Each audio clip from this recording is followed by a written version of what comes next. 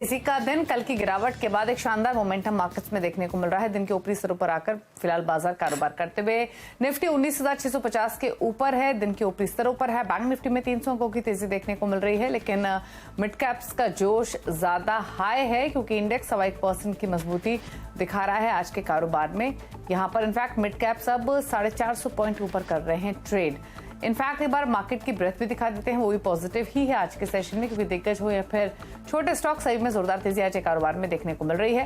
तो मार्केट की ब्रेथ दिखाएं, एनएससी स्टैट्स 2055 स्टॉक्स बढ़कर कारोबार कर रहे हैं, 781 स्टॉक्स जो गिरावट के साथ कर रहे हैं कारोबार आज के सेशन में। तो ये तो रहा फिलहाल का रुझान, लेकिन फटाफट से देखते हैं इंटरनेशनल मार्केट्स के संकेतों को और उसके बाद बाजार की बड़ी बातें आपको बताएंगे। इंटरनेशनल मार्केट में शुरुआत करेंगे, पहले यूरोपियन मार्केट्स को नजर डालेंगे। यूरोपियन मार्केट्स की जो शुरुआत हुई है वो तेजी के साथ हुई है। इनफैक्ट यूरोजोन का इन्फ्लेशन डेटा आना है, उससे पहले बायस पॉजिटिव। यूरोपियन मार्केट्स में 0.1% की मजबूती के साथ तीनों बाजार कर रहे हैं ट्रेड। एशियन मार्केट्स अगर आप देखेंगे तो सभी पॉजिटिव हैं आज के सेशन में। इनफैक्ट हैंगसेंग तो कल की गिरावट से उबरकर जोरदार तेजी दिखा रहा है। हैंगसेंग का बाजार आपको 3% ऊपर दिखाई देगा। शंघाई फ्लैट है, कॉस्पी फ्लैट है, बाकी बाजार में हल्की बढ़त देखने को मिल रही है। जापान का जो की डेटा है वो भी अवेटेड है। अमेरिका की फ्यूचर्स पॉजिटिव आज के सेशन में, 0.5% ऊपर डाउ फ्यूचर्स है, 134 अंकों की बढ़त देखने को मिल रही है। अब नेस्डैक का फ्यूचर भी 0.5% की मजबूती के साथ कर रहा है ट्रेड। तो ये तो रहे संकेत इंटरनेशनल मार्केट से मिल रहे संकेतों से, जो कि पॉजिटिव ही हैं और तेज इंडियन मार्केट्स हैं भी ऑलरेडी। तो अब तक हुआ क्या है फिर? ऐसे में बाजार की बड़ी बातें आपके लिए लेकर आते हैं एक एक करके, और उसके बाद स्ट्रैटेजीज पर क्लियरली फोकस करेंगे कि रिमेनिंग सेशन के लिए आपकी ट्रेडिंग रणनीति क्या होनी चाहिए। तो शुरुआत करते हैं बाजार की बड़ी बातों के साथ। अक्टूबर वायदा सीरीज की शुरुआत अच्छी हुई है। निफ्टी अब 19,700 के नजदीक है, हालांकि थोड़ा नीचे जरूर है, लेकिन 19,650 के ऊपर कारोबार कर रहा है। बैंक निफ्टी 300 अंक ऊपर है। मिड कैप्स कर रहे हैं आउट परफॉर्म, 1% की मजबूती मिड कैप इंडेक्स में देखने को मिल रही है। कहां सबसे ज्यादा तेजी है? तो हेल्थ केयर और मेटल, ये दोनों ऐसे इंडेक्स हैं जो जोरदार तेजी दिखा रहे हैं। इनफैक्ट अब हेल्थ केयर इंडेक्स तो 3% ऊपर आ चुका है, मेटल इंडेक्स अभी भी 2% की तेजी के साथ कर रहा है trade. Realty, power, oil and gas stocks में खरीदारी है। दो पॉकेट जो थोड़ी सी लेगार्ड है, लेगार्ड इन द सेंस गिरावट नहीं है, बट आज की तेजी में पार्टिसिपेट नहीं कर रही है, वो है आईटी और एफएमसीजी टुवर्ड्स फ्लैटेस्ट साइड पर ही आज आपको दिखाई देंगे। तो ये तो रहे बाजार की बड़ी बातों के आंकड़े। अब बात करते हैं स्ट्रैटेजीज की, और आज के मेहमान से इंट्रोड्यूस कराते हैं आपको। निर्बंग सिक्योरिटीज के नीरव चेदा हमारे साथ मौजूद हैं। Nirav, good afternoon. बताइए, संकेत बेहतर, शुरुआत अच्छी हुई, तेजी मार्केट होल्ड कर रहा है, यूएस के फ्यूचर्स भी सपोर्ट कर रहे हैं, बाजार कहां बंद होते हुए देख रहे हैं आज, और कोई ट्रेड लेना हो इंडेक्स पर तो क्या suggestion? Good afternoon Deepali ji. Yes, good day today.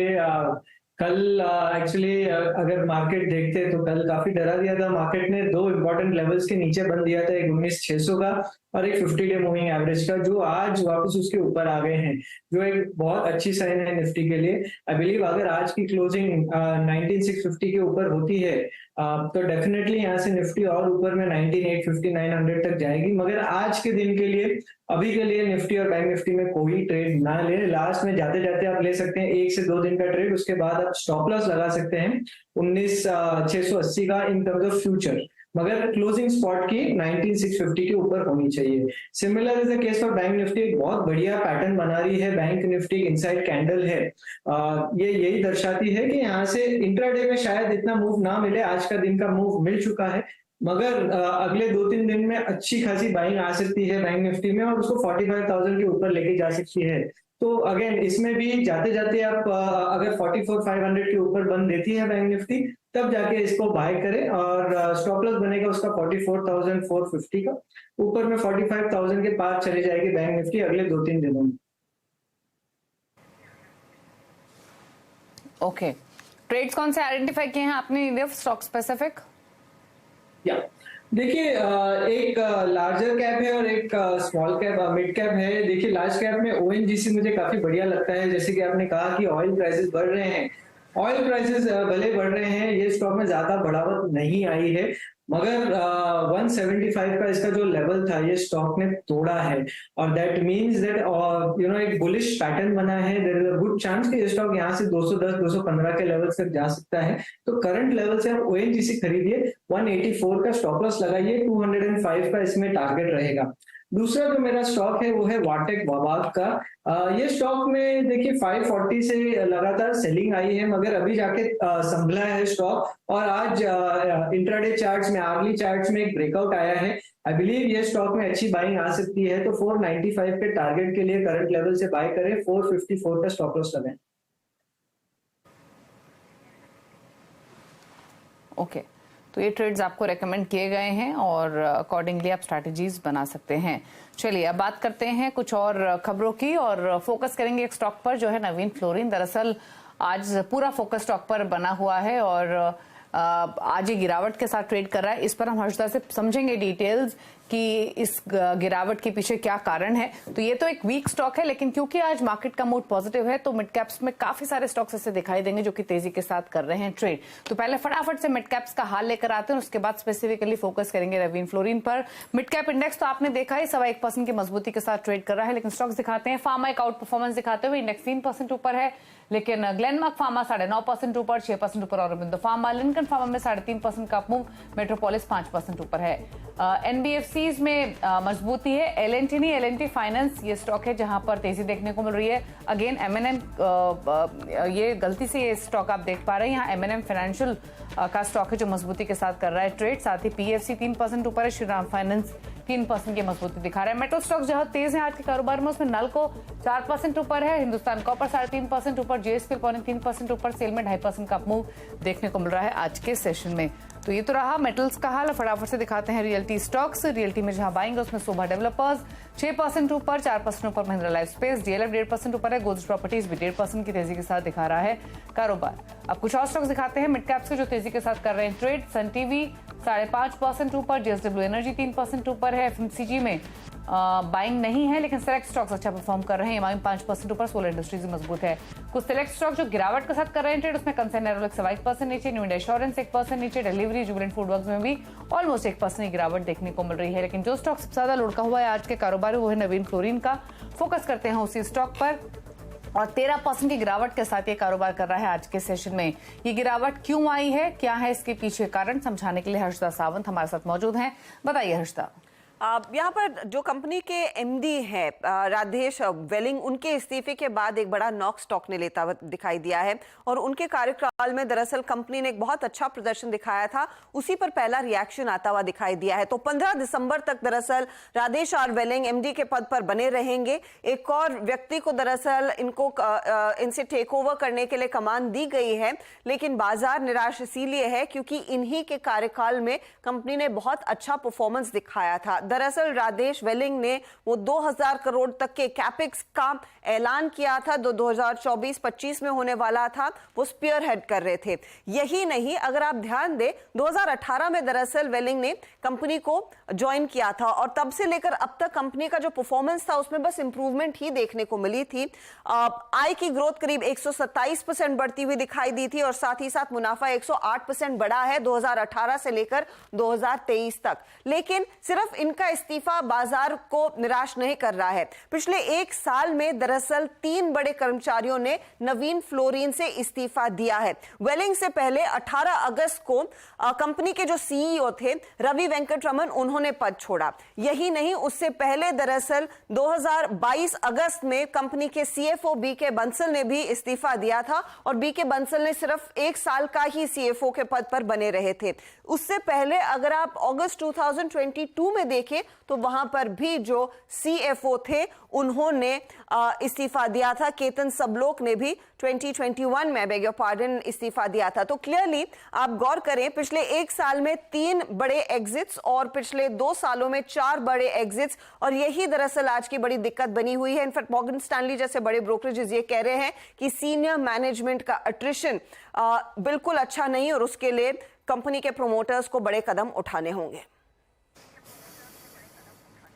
बिल्कुल, तो सीनियर मैनेजमेंट के रेजिग्नेशन की वजह से ये प्रेशर बनते हुए दिखाई दिया है क्लियरली। और स्टॉक देखिए तेज मार्केट में भी थोड़ा भी रिकवर नहीं हुआ है, जहां गिरा वहीं उतनी ही गिरावट के साथ ट्रेड कर रहा है, 13.5% नीचे अभी भी ये ट्रेड करते हुए। शुक्रिया हर्षदा ये डिटेल्स बताने के लिए। लेकिन अब बात करेंगे ऑटो स्टॉक्स की। दरअसल सितंबर में ऑटो बिक्री के आंकड़े अच्छे रहने की एक्सपेक्टेशंस है। फेस्टिवल्स में ऑटो बिक्री को बूस्ट मिलने की भी उम्मीद है। कैसे रह सकते हैं ये नंबर्स, क्या आंकड़े इंडिकेट कर रहे हैं। एक्सपेक्टेशंस लेकर यतिन मोता हमारे साथ मौजूद हैं। यतिन, बताइए क्या एक्सपेक्टेशन सितंबर ऑटो सेल्स नंबर्स को लेकर? अक्टूबर महीने की शुरुआत होने वाली है और इसी के साथ ऑटो सेल्स डेटा भी आपको सितंबर महीने के लिए आता हुआ दिखेगा। सीएनबीसी आवाज के पोल के हिसाब से इस सितंबर के सेल्स अच्छे होने चाहिए, क्योंकि फेस्टिविटीज की शुरुआत हो गई है गणेश चतुर्थी के साथ, तो होलसेल डिस्पैचेस अच्छे रहेंगे। शुरू करते हैं अशोक लेलैंड के साथ और आपके स्क्रीन पे आप अशोक लेलैंड के नंबर देख पा रहे हैं। 5% की ग्रोथ यहां अनुमानित है। जहां तक कि टाटा मोटर्स का सवाल है, पिछले साल का बेस बहुत बड़ा है, इसलिए आप देखेंगे केवल 2-2.25% की ग्रोथ यहां आती हुई दिखाई पड़ेगी। जहां तक कि 4 व्हीलर प्लेयर्स का सवाल है, खास करके मारुति सुजुकी, यहां आपको बम्पर ग्रोथ दिखाई पड़ेगी। साल दर साल बेसिस पे 20% की ग्रोथ अच्छे प्रोडक्शन नंबर्स के चलते, और 1,87,000 यूनिट्स यहां बिकती हुई आपको गाड़ियां नजर पड़ती दिखाई देंगी। जहां तक कि दूसरे प्लेयर्स का सवाल है, जैसे कि Mahindra and Mahindra, automotive segment की ग्रोथ लगभग 10 से 15% रहेंगी, क्योंकि नए लॉन्चेस अच्छा कर रहे हैं और प्रोडक्शन में सुधार आया है। हालांकि ट्रैक्टर के बिक्री में आपको डिक्लाइन दिखेगा लगभग 15% का, क्योंकि महिंद्रा एंड महिंद्रा का बिजनेस आप देखें तो रेनफॉल से रिलेटेड है, और जो अगस्त और सितंबर महीने की रेनफॉल है वो थोड़ी पैची रही है, जिसके कारण ट्रैक्टर की बिक्री में थोड़ा बहुत स्लो डाउन आया है। जहां तक कि 2 व्हीलर प्लेयर्स का सवाल है, शुरू करते हैं बजाज ऑटो के साथ, जहां सेल्स 2.5% गिरने की उम्मीद है, सिंपली फॉर द रीजन के एक्सपोर्ट मार्केट्स थोड़े बहुत वीक हैं। जहां तक कि दूसरे प्लेयर्स का सवाल है, जैसे आयशर मोटर्स, पिछले साल का बेस बड़ा है तो 5% की डिक्लाइन। हीरो मोटोकॉर्प की बात करें तो लगभग 5.25 लाख यूनिट्स की यहां बिक्री रहेगी, 1% का ग्रोथ रहेगा, और रूरल मार्केट्स अच्छा रिकवर कर रहे हैं इस कंपनी के लिए। और आखिर में टीवीएस मोटर्स की बात करें तो यहां सेल्स 2 से 3% गिरने की उम्मीद है। अगेन यहां एक्सपोर्ट मार्केट्स थोड़े ढीले हैं, जिसके कारण ओवरऑल सेल्स नंबर्स पे इंपैक्ट आया है। लेकिन अगर हम ऑटो इंडस्ट्री की बात करें तो सितंबर का महीना काफी बेहतरीन रहा है रिटेल सेल्स के लिए। शुक्रिया यतिन ये नंबर्स बताने के लिए। चलिए रुक रहे हैं इसी के साथ एक ब्रेक के लिए। ब्रेक के बाद कुछ और खबरें, खिलाड़ी नंबर 1 का अपडेट, मंत्रा और कुछ और खबरों की ओर रुख करेंगे, लेकिन फटाफट से लेकर आते हैं आपकी स्क्रीन पर हिंदुस्तान जिंक को। दरअसल हिंदुस्तान जिंक की रीस्ट्रक्चरिंग समीक्षा पर कमेटी गठन को मंजूरी मिली है। तो काफी समय से रीस्ट्रक्चरिंग की चर्चा थी हिंदुस्तान जिंक की, और अब इसके लिए एक कमेटी का गठन किया गया है, जिसमें जिंक लेड कारोबार को अलग करने पर सुझाव देगी कमेटी। तो फाइनली अब इस रीस्ट्रक्चरिंग को एक डायरेक्शन मिलते हुए दिख रहा है, और यही कारण है कि स्टॉक भी रिएक्ट कर रहा है, क्योंकि अब एक कमेटी का गठन किया गया है जो कामकाज करेगी इस पर। सिल्वर रिसाइकलिंग बिजनेस पर भी सुझाव देगी ये कमेटी। तो देखना होगा कि किस तरीके से पूरा डेवलपमेंट शेपअप होती है, लेकिन सो फार पॉजिटिव खबर हिंदुस्तान जिंक के लिए कि फाइनली अपने बिजनेस को डीमर्जर करने के लिए एक स्टेप आगे लिया गया है।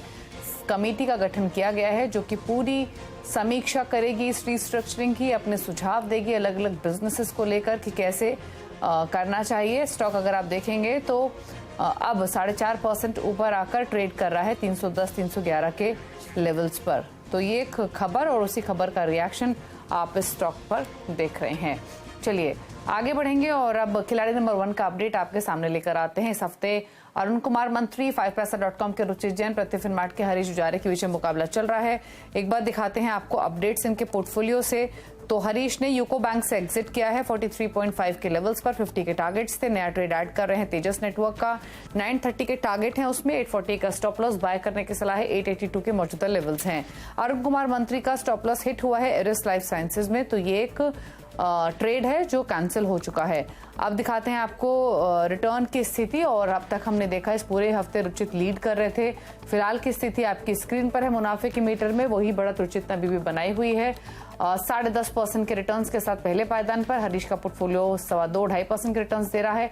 अरुण कुमार मंत्री का पोर्टफोलियो पूरे हफ्ते नेगेटिव में रहा, आज भी अब तक के रिटर्न की स्थिति के हिसाब से -5% के नेगेटिव रिटर्न्स लैंड कर रहा है। तो ये तो रहा अपडेट। इसी के साथ एक ब्रेक उस पर अब देखिए न्यूयॉर्क कंपनी, और न्यूयॉर्क कंपनी में हम बातचीत करेंगे